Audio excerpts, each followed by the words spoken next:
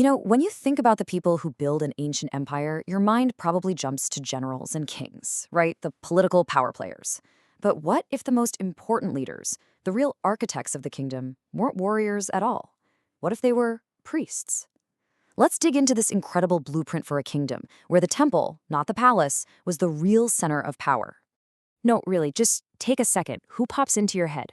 Are you thinking about presidents, prime ministers, military leaders, maybe tech moguls or financial experts? Just kind of hold that list in your mind.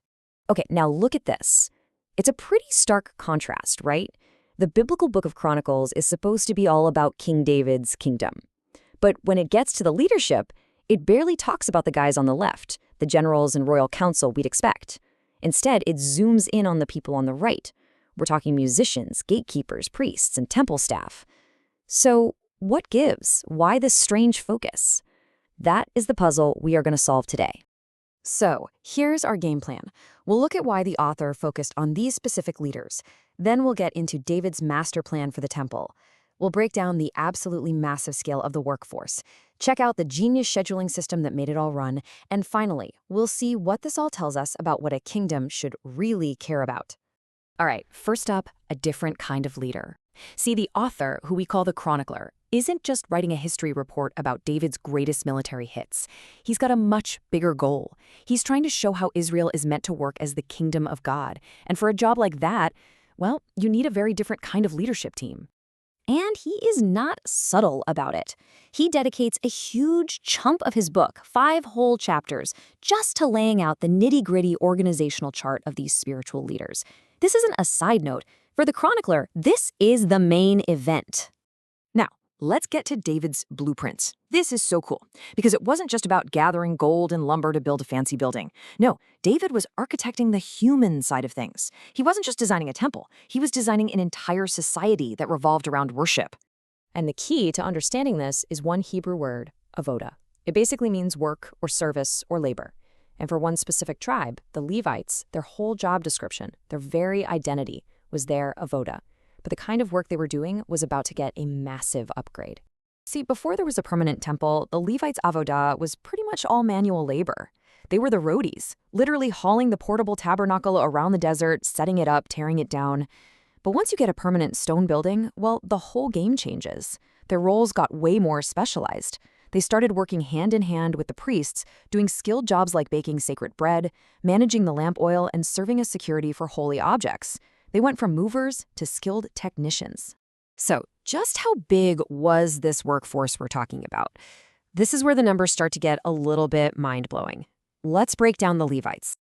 Get this, King David organized a grand total of 38,000 Levites for this national service.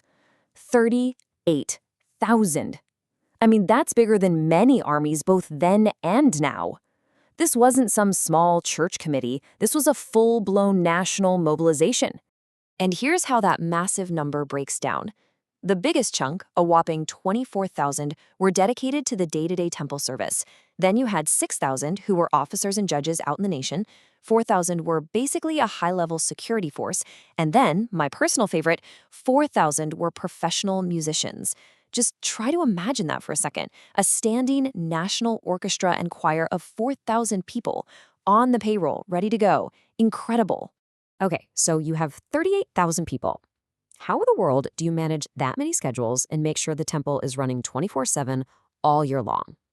Well, you need a seriously smart logistical system. And that brings us to the 24-shift system. The solution was both simple and totally genius. David's administration split up the priestly and Levitical families into 24 divisions, or orders. Each of these groups would come to Jerusalem for a tour of duty, basically 2 separate one-week shifts a year. This rotation meant the temple was always fully staffed, the worship never stopped, but most Levites could still live normal lives back in their hometowns for the other 50 weeks of the year. It's brilliant. And this wasn't some idea that just faded away. The chronicler says David came up with it.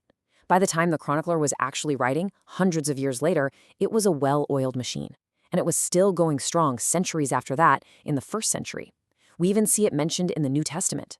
This system had incredible staying power. All right, let's bring it all home. What's the final point here? What does the chronicler want us to walk away with? What is a kingdom's real priority? Well, if you need one final piece of evidence, this is it. The ultimate proof. When the chronicler lays out the kingdom's leadership structure, he gives four full chapters to the temple organization. And the military commanders, the civil servants, the royal advisors, they get just one chapter. The emphasis could not be any clearer. As the scholar Dr. August Konkel sums it up, it's not that the army and government are ignored, they're just not the main point. He says what's really important to him is the function of the temple in representing the kingdom of God. That was the real heart of the nation. So, in the end, the chronicler is making a pretty radical argument. He's saying a nation's true strength, its core identity, its most important leadership, it's not found in the size of its army or the efficiency of its government. It's found in its spiritual foundation and in the thousands of people who dedicate their lives to it. And that kind of leaves us with a big question for our own time, doesn't it? If you were tasked with writing the history of your country, looking back, who would you choose to put front and center? Who are the leaders that truly define what your nation is all about? The answer might be more surprising than you think.